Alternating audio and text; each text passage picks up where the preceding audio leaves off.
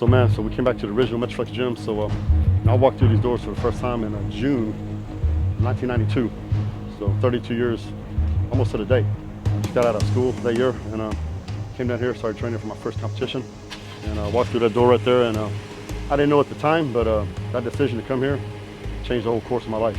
So who knows what direction I would have ended up in if I hadn't came in here and done what I've done. You never know little small things, that decisions you make, how they affect your life for decades to come. Super blessed and fortunate that I came here at that time, came up with a group of guys I came up with, and really had a huge influence on me as a person and a man. Affected the whole course of my life up to this day. I love this place, man. It's home. I don't get to train here every day like I used to. I do try to get down here every so often and see Brian and see all the guys. As soon as I walked in here and started training, it just felt like home. Super blessed to be here. I was excited all day getting to come down here and do legs. Legs are my favorite thing to train, and my favorite gym in the world.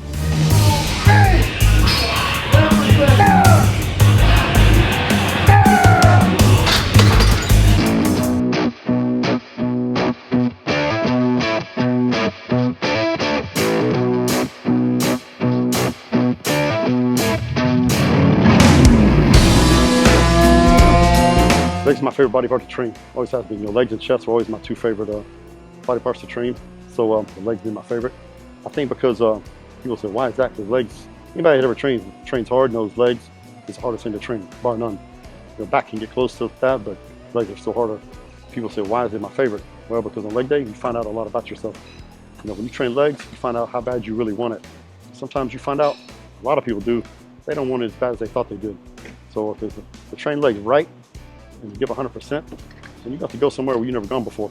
And you look at any of the great champions that had great legs, they'll tell you the same thing. So if you're gonna lose your lunch, that's the day you're gonna lose it. So you got to be motivated. And if you see those guys on the Olympia stage with the outstanding quads, there's a lot of pain and suffering behind getting those quads. I guarantee it.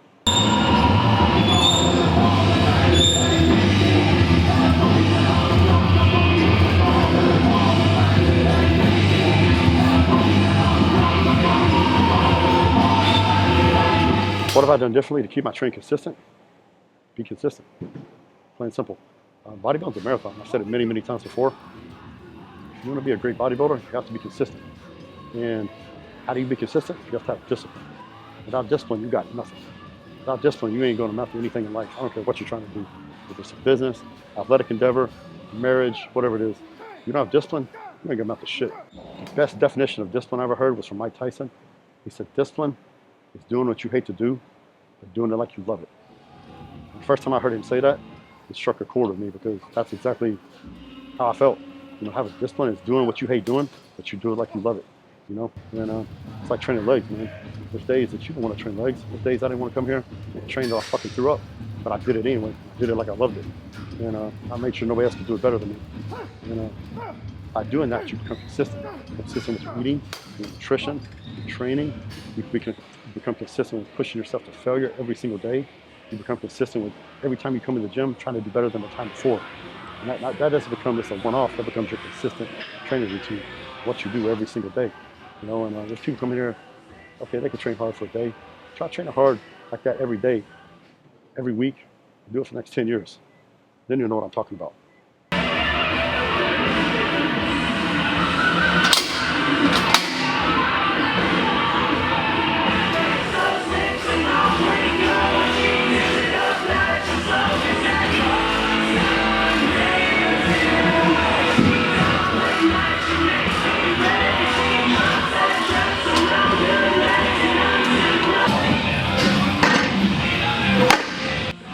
Grounded, baby. Let's go.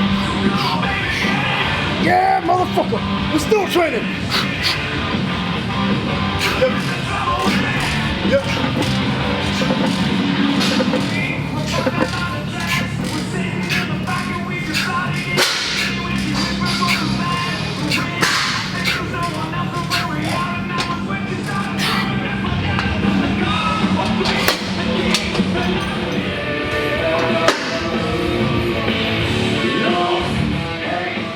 People I hear all the time about their feelings, they don't feel good, or they feel tired, or whatever, their feelings got hurt because their fucking girlfriend talked mean to them or some bullshit. Fuck you and fuck your feelings. Check it out. Nobody cares. Neither should you. You have a job to do, you go and you do it. whether you feel like it or not, right? So what, you had a bad day. So what, your fucking girlfriend didn't cook your fucking dinner, didn't give you no ass that day. So what? Nobody cares, right? You want to win and be a champion, you do it anyway, right? You got a job to do, go do it. Because if you don't, I promise you, you're going to get beat by somebody who did do it and ain't worried about their fucking feelings. Lightweight. Yeah! Lightweight, motherfucker!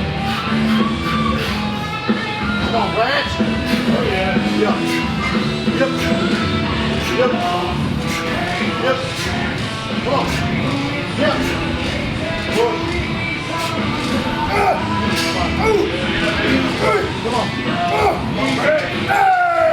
Feel that shit.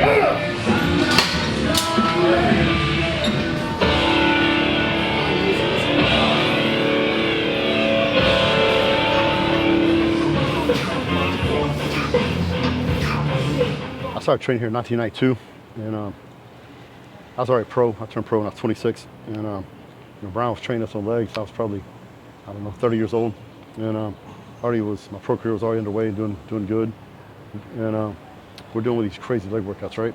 I asked him, I go, what do you think this shit up, because it was like 50 reps on leg extensions and, all these fucking 50 reps on drop set, leg press stuff and all this crazy shit. We've been doing it for, at that point, I've been doing it for 13, 14 years, and he said, I grew up in Michigan, outside Detroit. He goes, I used to walk by this gym every day, had a big plate glass window. There's all these bodybuilders in there training. He goes, this one guy was bigger than all the other ones, and I just stand there and watch them, because I never went inside the gym. He goes, finally one day I'm standing out there, and that big guy came out and said, hey kid, I see you stand out here every day, why don't you come inside? Anyway, this guy took him inside, took him under his wing, taught him how to train. Well, his name was Tom Platts. He taught Brian how to train. Brian taught Ronnie, taught myself, scores and scores of other ones. And so that's where the leg training came from.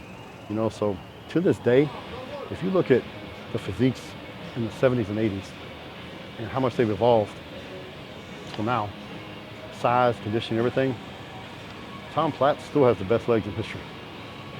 Man, I ain't ashamed to say it, Flex magazine, back some of the magazines did a thing back then. I think I got number 3 in the voting. It's Tom Platts, Paul DeMayo, and myself, and I was super honored for that. But I ain't seen nobody before since have better legs than Tom, and I think that's two things: his training. Of course, you gotta have genetic potential to grow like that. But he was the most insane leg trainer I've ever seen. And so all those crazy workouts, Tom kind of pioneered leg workouts, and what he taught us was to get crazy legs. You can't just do heavy weight. You gotta do heavy weight and high reps. That sounds insane, right? But that's taking intensity to a whole new level. And you got to be super motivated to do that. I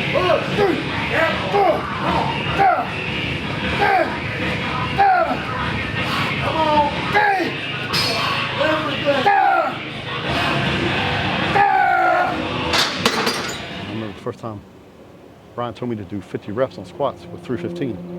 I'm like, are you out of your mind? Of course, I failed miserably. Next week he came back, same thing. I did a few more reps. Next week, same thing, did a few more reps. After 5-6 weeks, I could do 50 reps with 315. And then once you achieve it, then it's okay, we put 4 or 5 on the bar, now we're gonna set a whole new goal. And so it's constantly challenging yourself.